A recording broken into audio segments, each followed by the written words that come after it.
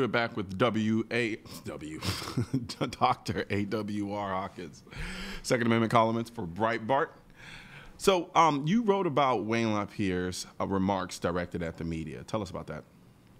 Right. You know, after Gorsuch was confirmed, and thank goodness he was, Mr. LaPierre put out, he may have, I don't know when it was filmed, but the NRA pushed it out after that confirmation saying, look, the NRA has supplanted the media in the hearts of the American people. I think that's a fair statement because I think there's been a shift since 2013 in who trusts who and why they trust them. And I think the NRA has done, to me, there's been they've made a shift where they've done a fantastic job, not simply getting their message out. They were always good at that. But they have learned how to undercut the opposition in just the right way at just the right time. It's almost what I would call comedic timing, except it's not a joke, but they know the time and they hit so hard that the mainstream media can't recover. And I believe Mr. LaPierre's right on the money. I believe the NRA has supplanted the media in the hearts of the American people. No, I would absolutely agree with you. I think we're at a focal point now where, you know, it is very hard to know what to trust from an information standpoint. And the medium outlets that we thought we could trust, we are now realizing that we can't because of certain bias or agendas that they may have. And, you know, there's something to be said about independence from the standpoint of having your own platform to push out the information that you feel is relevant to your cause. And I think the NRA does an exceptional job at doing that. Hell, I'm utilizing it right now, you know, and go ahead. I think that situation this morning in San Bernardino shows it, and I'm just going to touch on it. I know we don't want to talk about things that this close to them happening, but there was an incident where the police say it was a murder-suicide. Well, I don't know how many outlets I saw report school shooting, 4 wounded, 4 harmed. They wanted to use as big a number as they could. They wanted to use that phrase, school shooting. And it's a tragedy because 2 lives were lost, but it was a murder-suicide. Now, 2 other people are harmed and they're wounded. I don't want to sit here and make arguments for guns. I want to just say, look, how about some honest reporting? And I think it's that kind of deal, so quick to frame it in a way that would benefit their gun control agenda, so quick to do that. And whereas they would see the NRA say after Sandy Hook, what did the NRA do? They went silent for either 5 days or 7 days. And they actually vilified them for doing that. Yeah, they vilified them. Why don't they respond? Well, why not? But why not show some respect to the families? Yeah. And that's the NRA's view. Why not just lay back, let the facts come out, and show some respect to the families? And I think those kinds of moves have won them praise that they would have never had otherwise. Well, because I think it's an inherent understanding of what people are really like versus what you perceive them to be.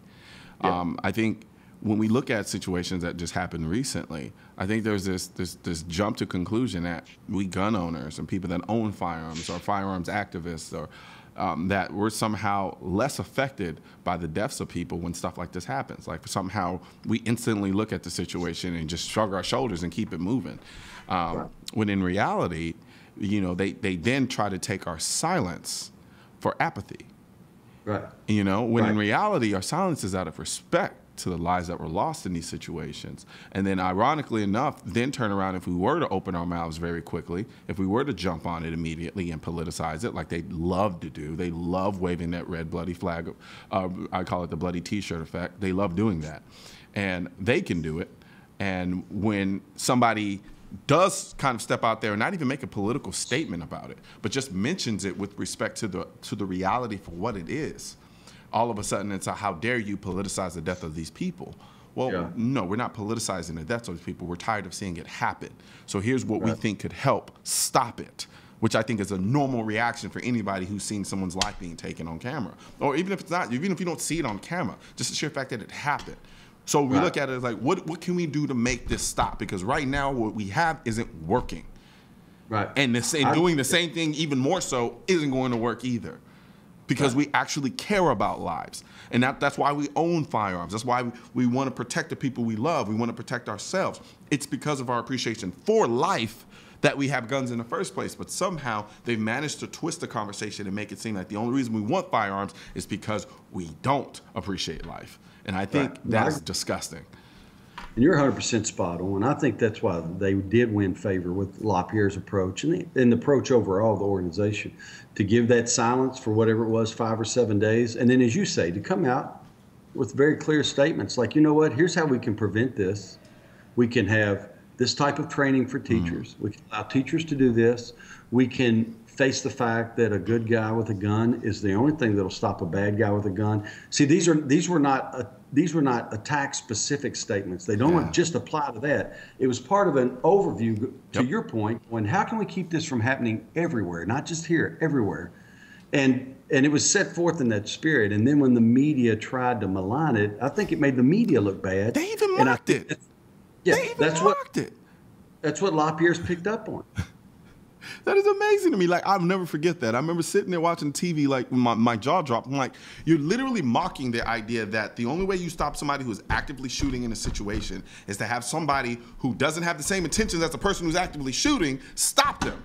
Like, they're mocking that. You morons. That is the entire essence of having police officers. Like, that, like, they are considered the good guys who come in and stop. People who have concealed carry licenses, who don't want to be killed, who don't want other people to be killed, are the good guys who want to stop the bad guys. And they mocked it. Like, and at that point, I lost all respect for the other side with respect to this debate. Because I'm like, they want no parts of actual solutions. They want to push an agenda and sit back and do nothing else about it. As you should have. You know, the thing he said, since we're talking about that, and I think that's important for people to understand, I'm still not politicizing San Bernardino. We're talking about what was said after Sandy Hook. Yeah. What was said after Sandy Hook that I thought Mr. LaPierre was so spot on about is when he said this, and this should shame us. No matter what your position is on guns, you should be ashamed for doing this. He said, what do? We protect our jewelry with armed guards. We protect our banks with armed guards. We protect our football stadiums with armed guards. I know that's a paraphrase. He said sporting events. But all of these things we protect with armed guards. And what do we do with our kids? We just push them out there and say, man, I hope you make it through the day. Yeah, literally. Is that how we're going to live? I'm not going to live like that. Parents don't even live with their kids like that on a personal basis in their own homes. Right. You know, we do everything we can. I mean, our kids are the most precious things we have in this world. So I think we'd go all out. Like leave every option on the table to make sure something like this doesn't happen from the standpoint of it being effective. Just throwing options out there just for the sake of throwing them out there and they're not effective makes no sense to me. I agree, 100%. Yeah, 100%. But anyway, that was a good move on my part by Mr. LaPierre. Not that he called me and said, is this a good move? But, you know what I'm saying? And I kind of liked it for this. And I don't know if I'm not going to ask you to agree. I'll just tell you my observation. I kind of felt like I was watching a little bit of gloating. And I thought, you know what? It's about time, because they just secured the biggest prize. No matter who you are, if you're honest, if you're observing honestly, the biggest prize of that election was the Supreme Court, and we got it. And the NRA took Trump early.